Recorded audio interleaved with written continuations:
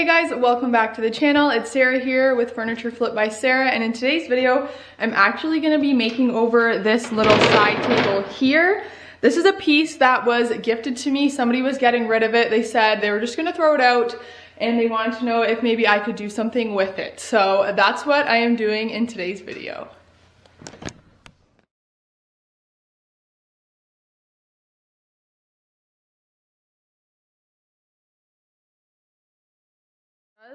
Open up just like that, and then the sewing machine would have came out and you would have been able to just use it just like that. So this is a fake drawer.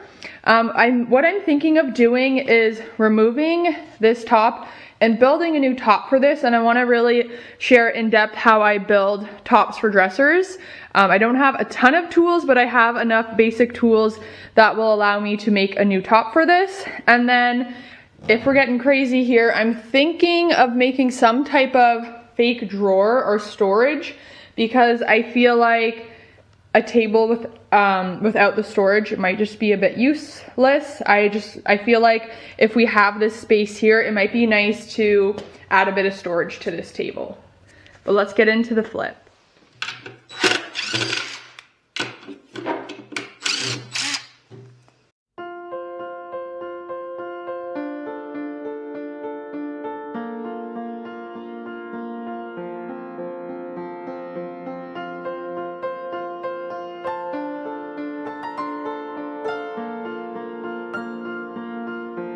So for this project, I'm just going to be using some white pine. I picked these boards up from my local home hardware store, and I am using a 6-inch, which is actually 5.5 inches, but when you go to order your lumber, they just round up. So this is a 1x6 of white pine, and I got 12 feet total, so I have two 6-foot pieces. I'm going to go ahead and cut these down with my saw over here, and then bring everything inside, because as you can see, it's freezing today, and then we can put all this together. I cut my pieces of wood. I did end up having to cut the back piece down a little bit just because it would hang too far over the edge. So I cut everything down, and you can see my little arrows are where I'm going to create pocket holes. So I flipped the pieces of wood upside down, and I've just drawn the little arrows because this is where I want my pocket hole to connect to the piece of wood. So I'm going to drill one going in this way so that this piece of wood will be nice and tight with this one, and so forth. Keep going on. I've kind of just done my pattern. I've done 3 and then 2, 3 and 2, and it keeps going. So I'm going to set up the Craig jig now and get these all screwed together. So to create my pocket holes, I'm going to be using this little Craig jig here. I bought this kit, I believe, for about $200 at Home Depot. I will link the one I have down below. I have some Craig jig screws here, and if you were doing this and you would be seeing the pocket holes, there are little fillers to cover the pocket holes. You just would glue these in and sand them down, but this is all going to be underneath the table, so it doesn't matter. I have my drill bit connected to my D-wall drill here, and I'm just going to start creating pocket holes on all the areas that I marked.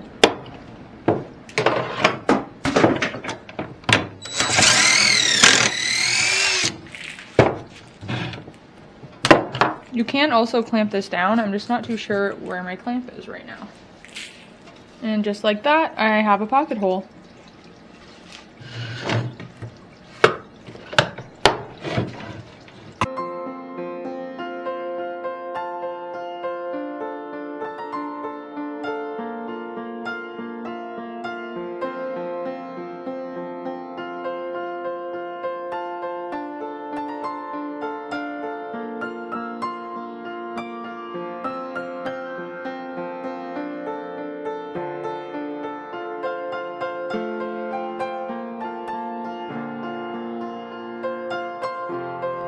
So now that I have all of my pocket holes created, I'm going to be adding some wood glue in between all of the pieces before I clamp and screw them together.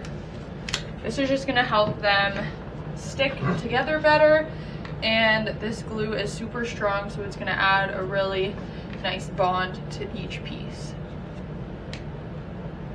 And I'm just using a paintbrush to apply.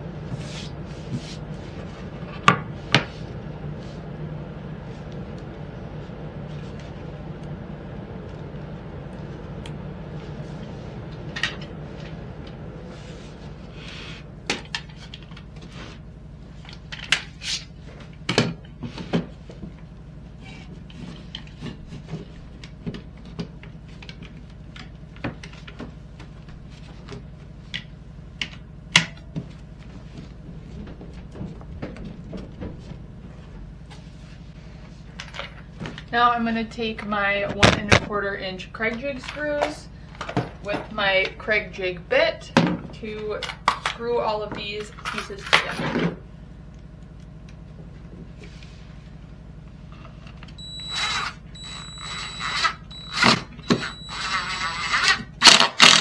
So those screws were a little bit too long, so I'm just going to switch those out for some smaller ones.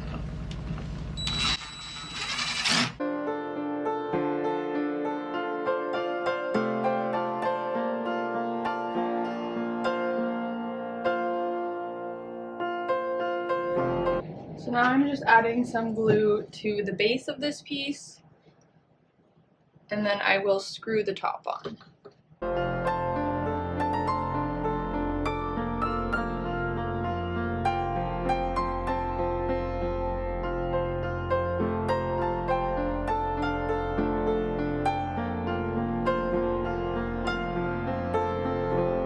As you guys can see, I did add a couple screws to the original top here, just to allow the top to be super tight and make sure that it's not going to move at all. So this way it's secured with the glue and with the screws.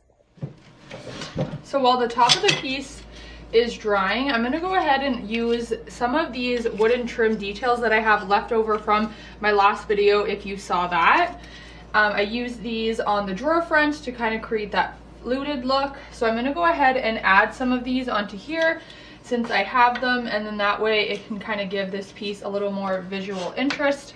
So I'm just figuring out my design and planning out where I'm going to put them. I'm going to glue these down with some wood glue.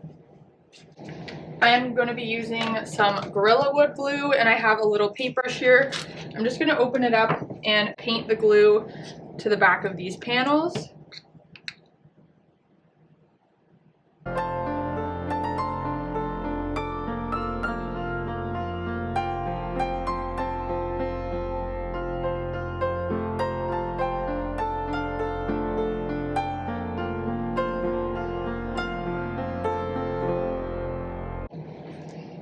And I decided I'm not going to create a fake drawer for this piece. I'm just going to let it be a little side table on its own. I think it'd be super cute in a guest bedroom or in your entryway, or even just to put a plant on. It's the perfect kind of piece when you just need a little something to add to a room. I think this is going to be perfect.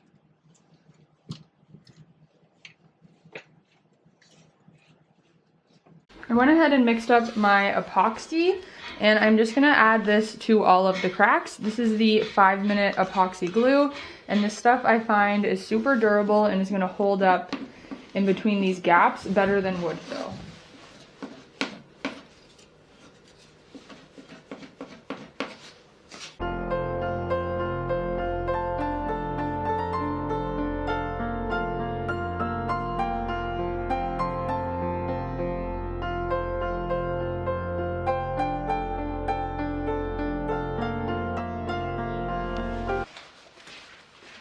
Now that the epoxy has settled, I'm just going to be using my DeWalt orbital sander with a 120 grit sandpaper to sand everything out.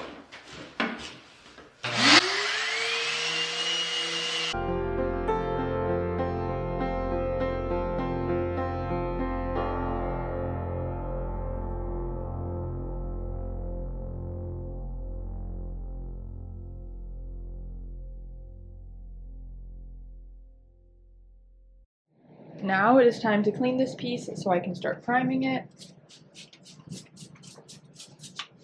I am using this degreaser here, and then I will go over it and clean with water.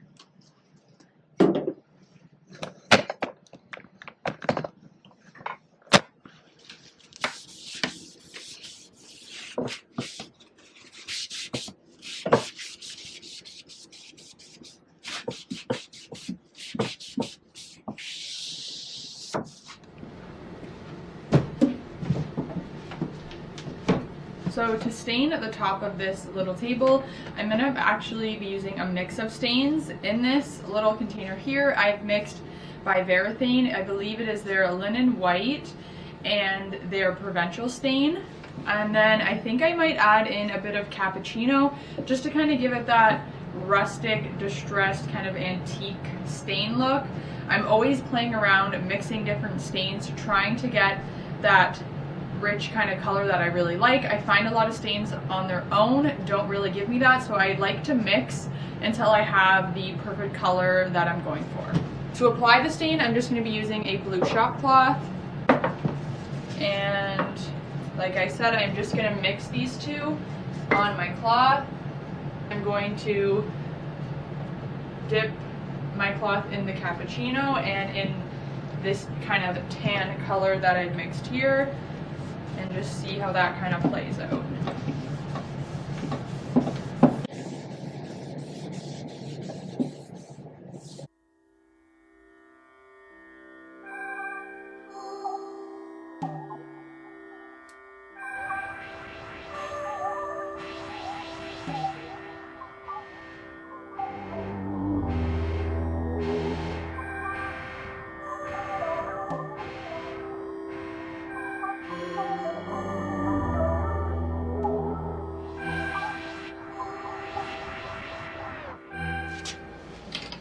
To prime the table, I'm using my favorite shellac base primer by Zinsser. I'm just going to pour some of this into my tray that I've lined with tin foil. Get this open. I definitely need to mix that up. But to apply it, I'm just going to be using, oh shit, man down. Okay, I'm back. I got a Band-Aid. Let's try this again. I'm going to be using a dollar store brush. I usually just wrap this up and use it for a couple projects. I'm just going to mix up that primer. And then I'm going to use a microfiber roller.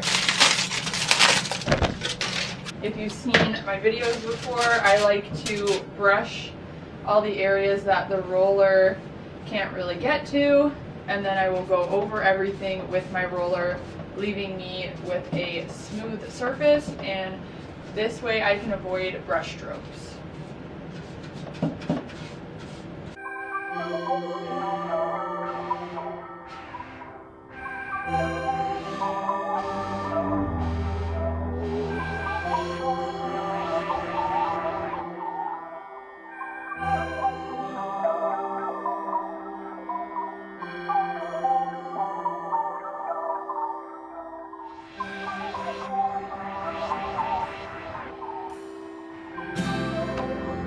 I am going to go ahead and sand this piece now that the primer's dried. I'm just going to give it a quick little sand to make sure there's no like bumps or ridges, and that I'm going to be painting on a flat surface. To do this, I'm just using a 220 grit sandpaper.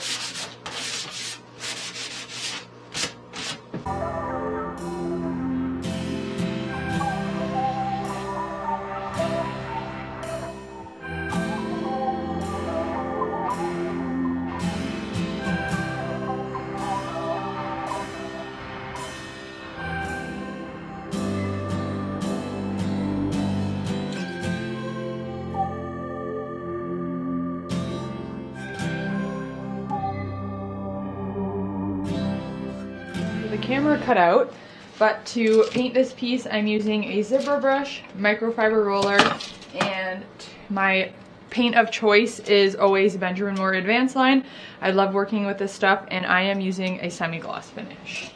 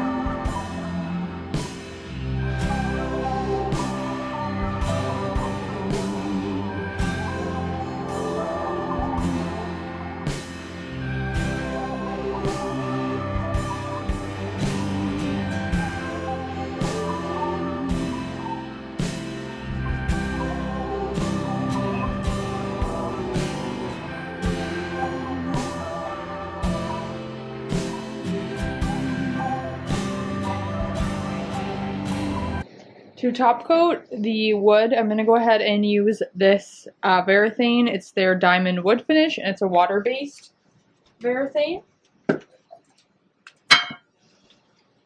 I'm just going to apply it with my foam brush, doing a nice even coat, and then I will repeat this process 3 times, leaving me with 3 even solid coats, making sure the top of this surface is going to be super durable.